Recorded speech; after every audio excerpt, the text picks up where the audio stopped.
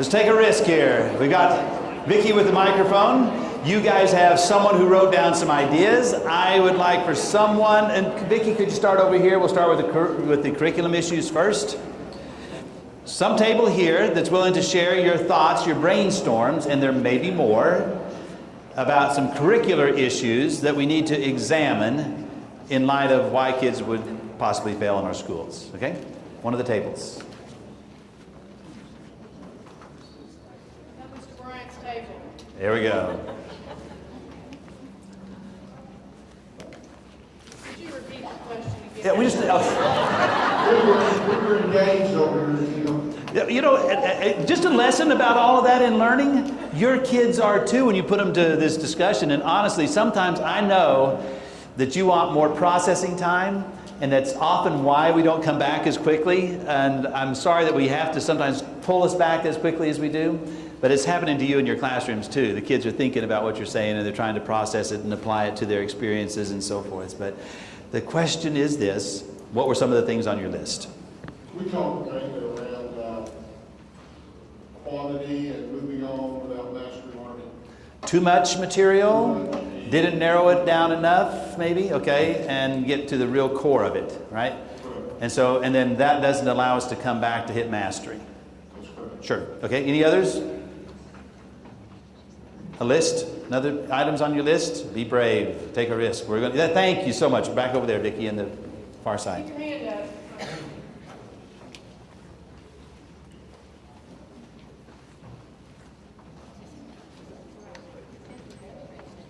We discussed that sometimes the curriculum is not really matched to the developmental level of the child. We're expecting things the child isn't developmentally ready to handle. How many of you think that's true? Absolutely. Wow. Yeah. Sometimes it's not matched up appropriately. We've got to do backfilling. How many of you find yourself backfilling sometimes? Yeah. That science department where they said, am I interesting? I've got to first look at if I'm interesting, and answering questions at the end of the chapter is not real interesting. They were also dealing with comprehension problems. The kids were reading the textbook and walking away going, they don't know what they've read. One of the teachers said, how about if we have them read 10 minutes every single day? Won't that help with their comprehension? The answer to that's no, it won't. Okay, I know you guys know that, but they didn't. They had to engage in a collective inquiry. Having kids read 10 minutes every day is not why they're not comprehending. It's because they're running across vocabulary and concepts they don't have any mental images for whatsoever. And if those teachers don't do a good job within the curriculum and in their instruction of identifying and giving mental pictures to the vocabulary that would be new to them, why would those kids comprehend the text?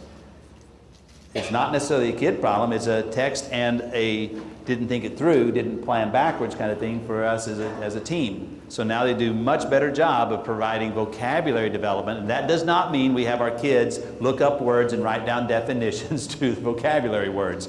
That's the least effective. The kids don't mind it because it's easy to do. But it doesn't help them learn and develop the mental image. So this team had to get into vocabulary. They went into Marzano's vocabulary building stuff. And they got some great strategies on how to build vocabulary prior to teaching the topic or having kids read it. Developmentally, yeah, wrong kind of stuff. Anything else on your group? Curricular issues that you talked about? Oh, your assessment. Any other curriculum? Does this ever happen to you guys? I run across this from some folks. As a matter of fact, a high school teacher told me, she says, because I make the point that if you don't tell kids the targets, they're not as likely to hit the target. That if you know where you're going, you're more likely to go there. And yet I still find that some folks in some schools don't think that's important to do. I had a teacher tell me that. She says, look, we're reading Macbeth. I just tell them we're reading Macbeth today. That's not the target. The target is not to read Macbeth. The target is to do something that you find within Macbeth. Because I don't think the state standard is read Macbeth. I think the state standard is draw conclusions, decide the main idea, solve problems, those kinds of things.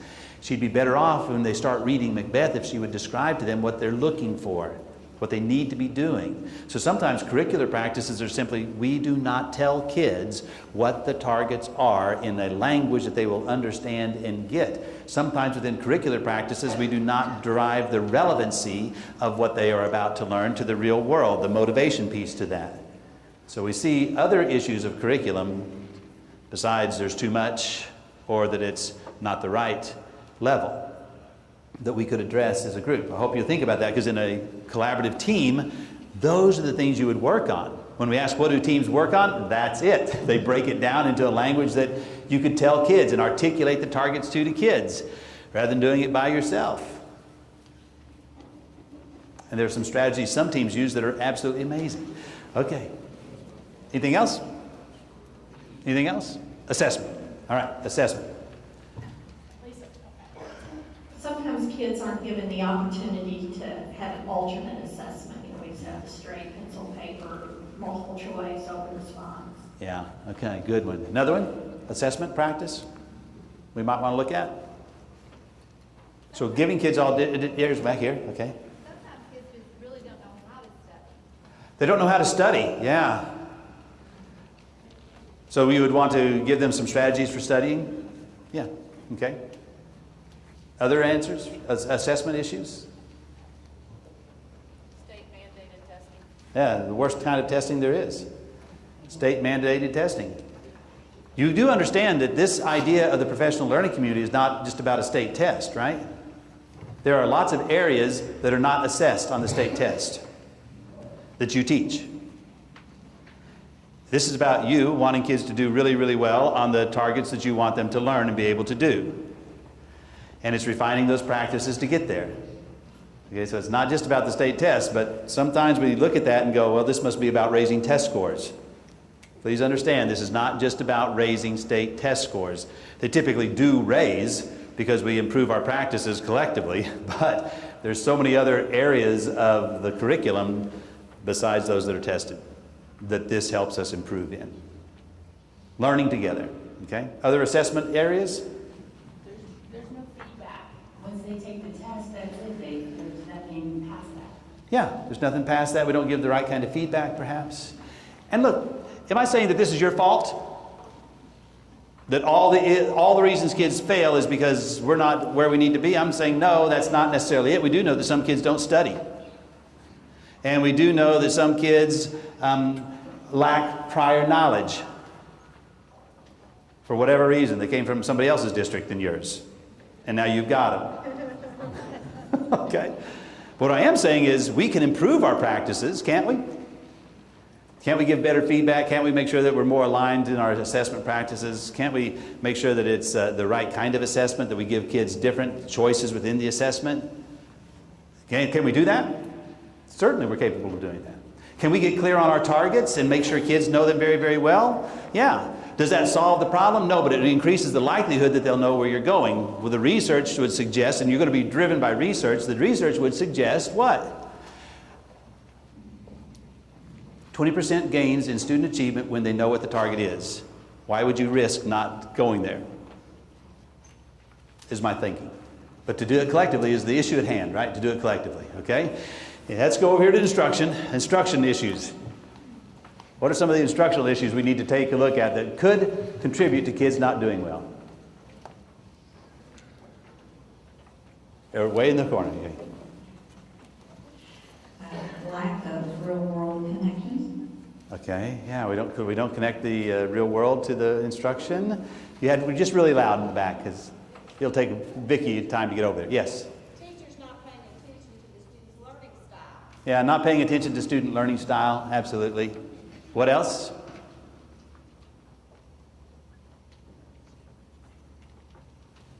Anything else on your list? Yes, right here.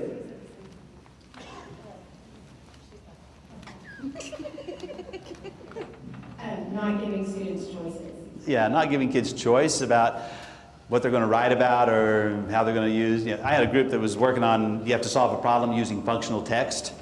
We've got another one too. Okay, go ahead. Also not giving students a voice.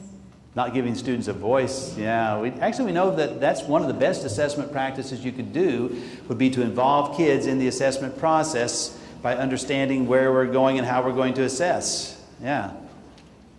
Oh, that's assessment, instruction, not giving them a voice in instruction.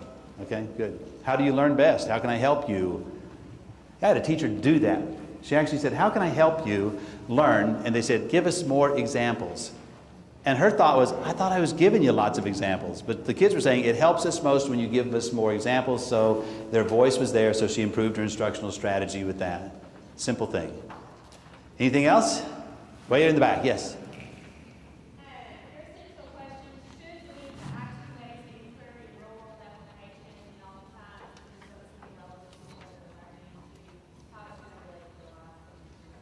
The essential question, really? Yeah, this essential question should lead to inquiry by the students, right? You want them to question and inquire so that they have a greater connection and interest in what you're doing, okay? Any other instructional pieces? Did you guys mention differentiate your instruction? Okay, you just aren't saying it. Okay, just checking because it's so interesting. The secondary group's always quieter than the elementary group about this. But you guys all have a list, right? You did the work, and so don't be afraid to tell us what it is because all of us in a collaborative culture need to know that. Let's move up here to beliefs. Any beliefs since we finished instruction? Any belief issues that sometimes get in the way? A lot of times, low expectations Low expectation. are set,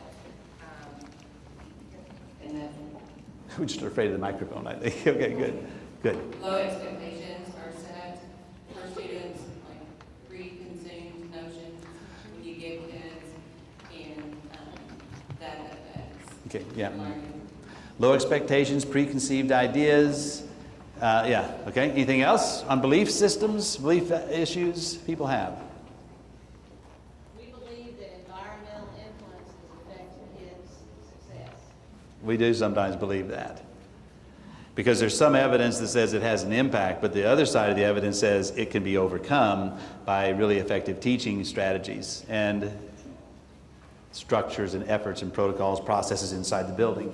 Yeah, anything else that gets in the way? The kids might get off task or out of control if we allow them too much free reign of learning. Oh, yeah. Yeah. I had one of the concepts, and somebody had a question up here about this, but one of the concepts of the intervention model is that there's a positive side to the intervention model that causes kids to want to be there as opposed to the directed study hall. In my daughter's school, the positive side for seniors was you could come to school late 3 days a week. If you had your work done, were passing your classes. Now that wasn't the case for freshmen, sophomores, and juniors because for seniors, the intervention time was first block. And if you had your work done, that's highly motivating for Madeline. Yeah, she loved to sleep late. She also sometimes went there because there were places for her to be, like the computer lab, the library, or the commons area if she wanted to be with friends or hang out or to do some work that she needed to get done to print some stuff off or those kinds of things. So Madeline took full advantage of that. And when she struggled, because they had that block set up, she could go to the teacher, a subject level teacher that was assigned to that, and be given the opportunity to get help by that teacher. And when I said hang out with their friends or go to the library, this assistant principal came up and says, that really irritates me. I said, what do you mean? She says, well, you said just hang out. Every single moment a kid should be engaged in a meaningful learning activity while they're in school. This was her comment. Can you learn something by hanging out with your friends in a supervised area? Yeah. Could you, yeah, actually, you could get some help from friends. You could study with friends, those kinds of things. You could have social interactions that were positive and learn something about that. Could you learn something by just reading a book in the library? Well, librarians sure think so, and most of the world does too. Right? So we would say, do you have to actually complete a worksheet or write something down in order to learn? Does it have to be measured in order for you to learn? And the answer to me is no.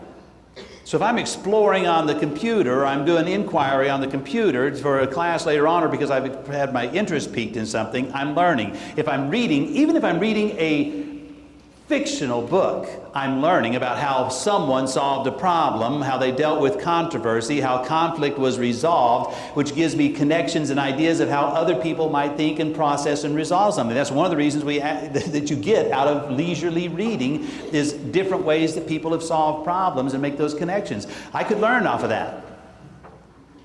So to me, a structured activity is not always necessary. Completing a worksheet or writing a summary of something is not necessary for me to learn if I've been given that opportunity in the school day because I've got my work done. Make sense? Things to think about. I mean, it's a different way for some people to think in response to this, but I want you to keep your minds open as we look at our actions could be tweaked somewhat if we align them to the best practices that we know are out there. So does this make this one more thing? To align our practices in curriculum, assessment, instruction, and our beliefs, does that make it one more thing? Watch this. Oh, I got to be up here because we don't have sound without the mic. No, Dottie, just remember, anxiety about change is really just a fear of losing control.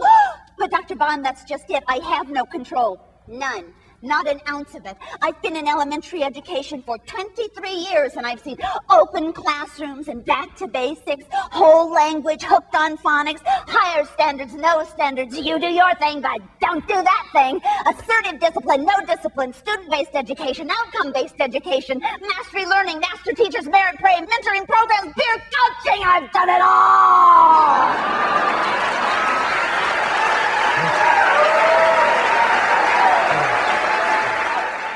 I love that she got that off her chest. Don't you? Don't you want to get that off your chest right now? I've done it all. Come on, you're asking me to do more. You're asking me to do something different and maybe think outside the box, right? Go ahead and give me the growl if you want to give me the growl, but the truth is, there you go. I do that sometimes too. But then I keep coming back to, aren't we on a journey to improve our practices and be reflective all the time and think about what we could actually do to help kids? Your next essential question was this one. How do these ideas of this model that has just 3 big ideas and its characteristics, it has 4 critical questions, and it has the work centered around this, how does this actually connect to your practices and your beliefs? If you were to define the words professional, learning, and community with a colleague, would you be okay with those words? Is there something wrong in your mind with those words? Professional, learning, community. Do they make sense in terms of an obligation and the desire that you have to help kids learn at high levels, to be professional in that effort, to study, to approach it with respect, to be responsible, that we'll continue to grow and learn and exchange ideas with each other, that learning is about looking at the changes that have occurred and examining my practices in light of some of those changes, to learn along the way, and to be a community of that who have a common goal with a common effort in mind. If you have an objection to that, I want you to just reevaluate. If you have an objection to being professional or an objection to being a learner or an objection to being a part of a community, I want you to evaluate what the district was expecting of you when they hired you. I do not think that the people I have met in this county have ever thought differently of you. I think they hired you because they believe you to be professional.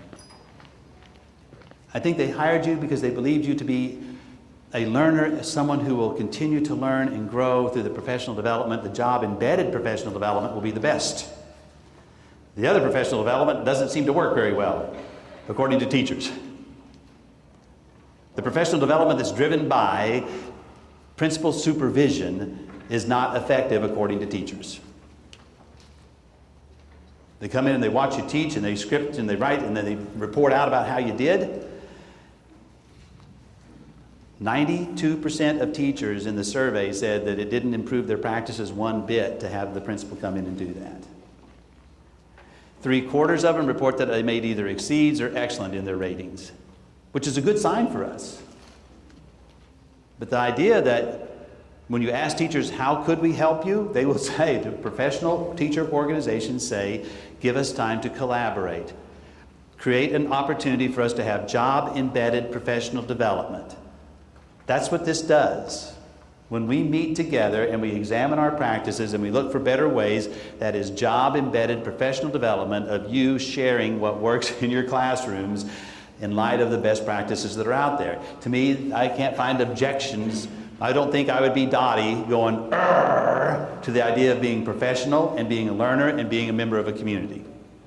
It's not an initiative. These three big ideas are not an initiative. These three big ideas. Big idea number one, anybody here opposed to learning and kids learning? No. Anyone here opposed to working collaboratively on matters related to learning? I'm opposed of just meeting. Just meeting for the sake of meeting, I'm opposed to that. Your time is your most valuable resource that you have. If we're going to meet, let's make it purposeful.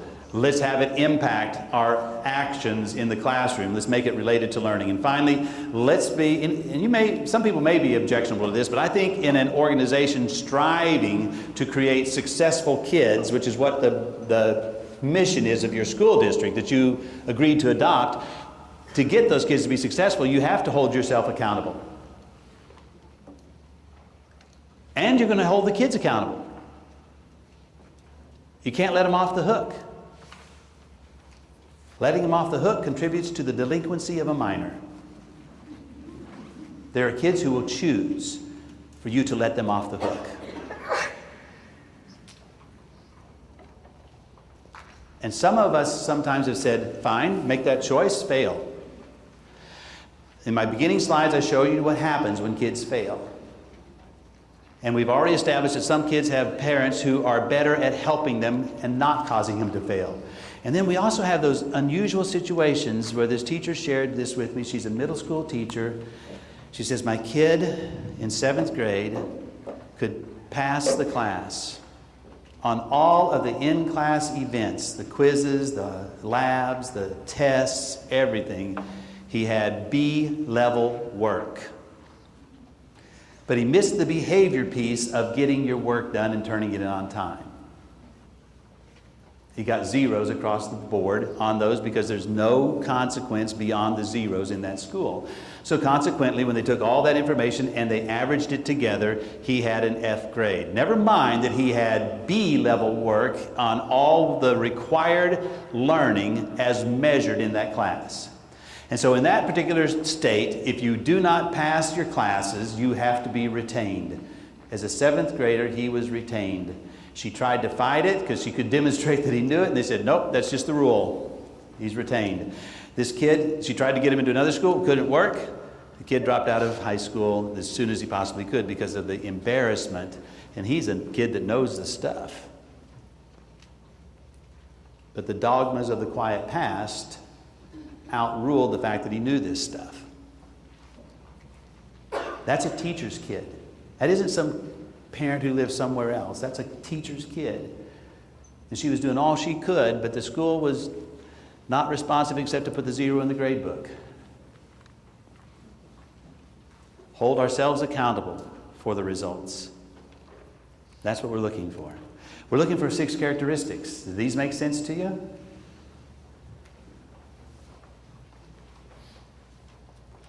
Shared mission, vision, values. We share them and we tell kids what they are. Collaborative teams, we are. The whole entire school should be a collaborative team, and then within that should be individual teams, usually by subject, level, and department. Okay, that's the collaborative team we're looking for. Sometimes I see different teams, though. I have seen some really interesting teams at some high schools. The craziest team I ever saw at a high school was comprised of the PE teachers, special education teachers, art, music, drama, counselors.